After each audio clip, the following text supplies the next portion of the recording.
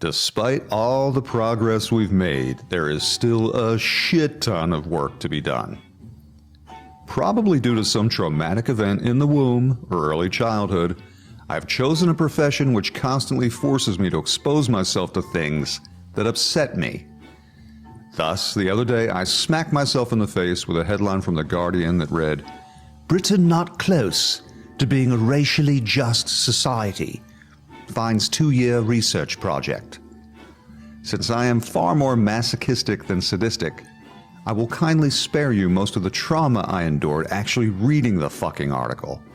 The only direct passage I'll quote is the allegation that there is detailed evidence of discrimination and unfairness plaguing the British Isles.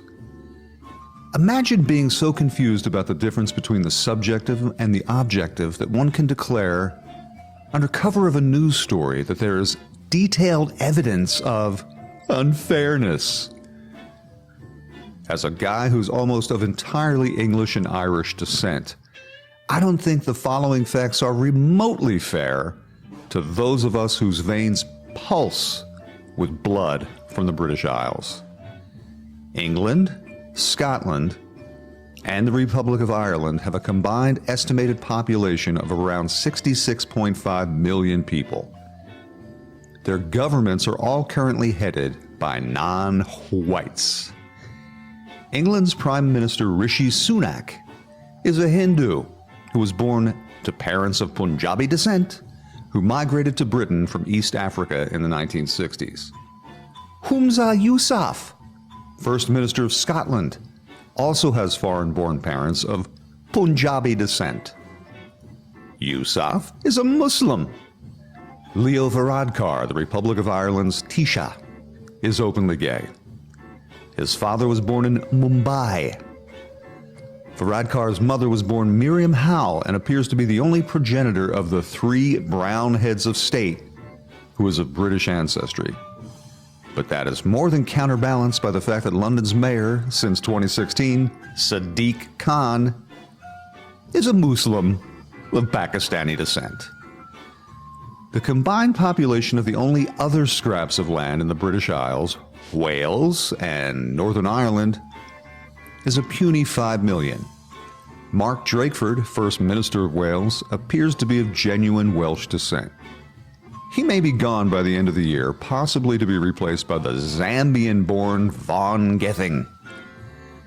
The current Minister of State for Northern Ireland is the English-born Steve Baker. Now, I find the fact that the effective heads of state for 93% of all residents in the British Isles have bloodlines from Asia rather than Europe to be tremendously unfair. Then again, unlike what at times seems like 99.9% of Earth's inhabitants, I realize that the idea of fairness, like so many ideas, is entirely subjective. The word justice is likewise in the eye of the beholder, and as luck would have it, the beholder usually thinks the world is savagely unjust, especially toward them. Have you ever noticed that for all the talk of justice, no one ever bothers to define it? I've never heard anyone even attempt to describe what conditions will be like on that glorious day, which always seems to be far away in the future when justice will have been achieved and they can all shut up and let the rest of us enjoy ourselves. Again and again, we've all heard something to the effect of, "Despite all the progress we've made, there is still much work to be done." Okay, how much work? They never get around to measuring exactly how much work we'll all have to do, but it's starting to sound exhausting.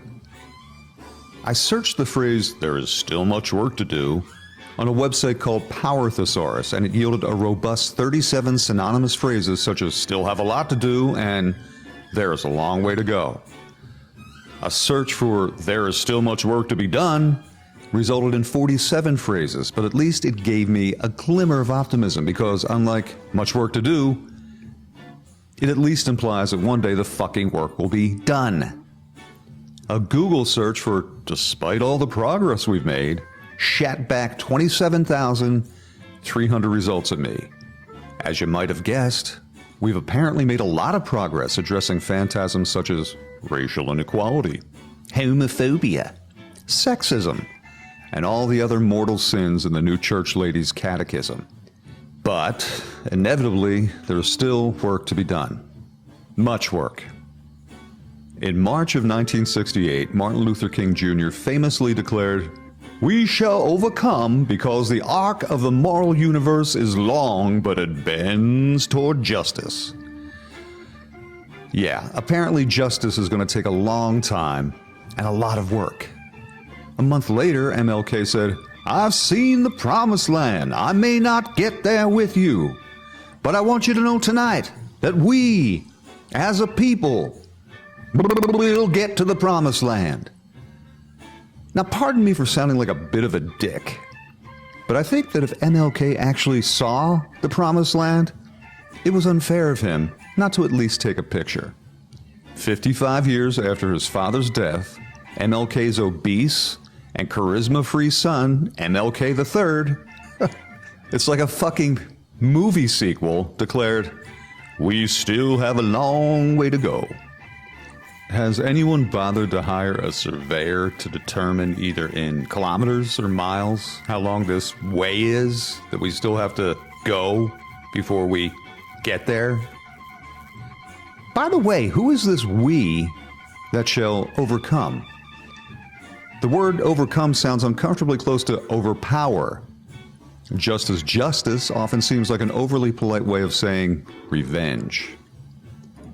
Now, is it possible that the whole justice game was always about power rather than equality?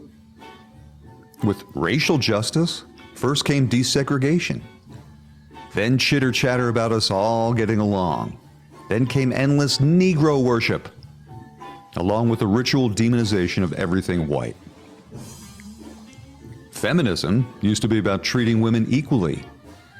Then it became a folk religion where women, no matter how maliciously vile their behavior, were presumed innocent and all men were inherently evil. Regarding sexual kinks, it seems that once gay marriage was mainstreamed, the trans hydra reared its pathological head.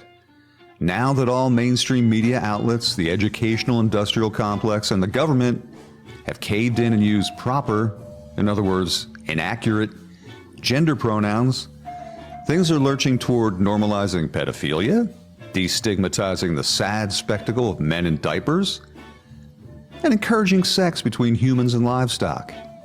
If you think that's crazy, they used to call it bonkers to think society would ever accept gay marriage or the idea that someone can literally change their sex.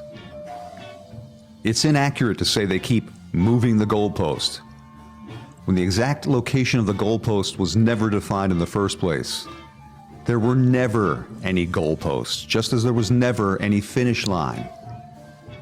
Politics is like many businesses in that it's a self-sustaining racket.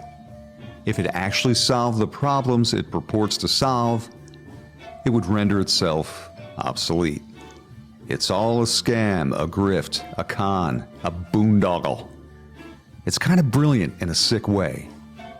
These justice movements are insatiable. They never stop of their own accord. Like Ms. Pac-Man, voraciously devouring power pellets, they gobble up everything in their path until they bump into a ghost that stops them. And it's game over.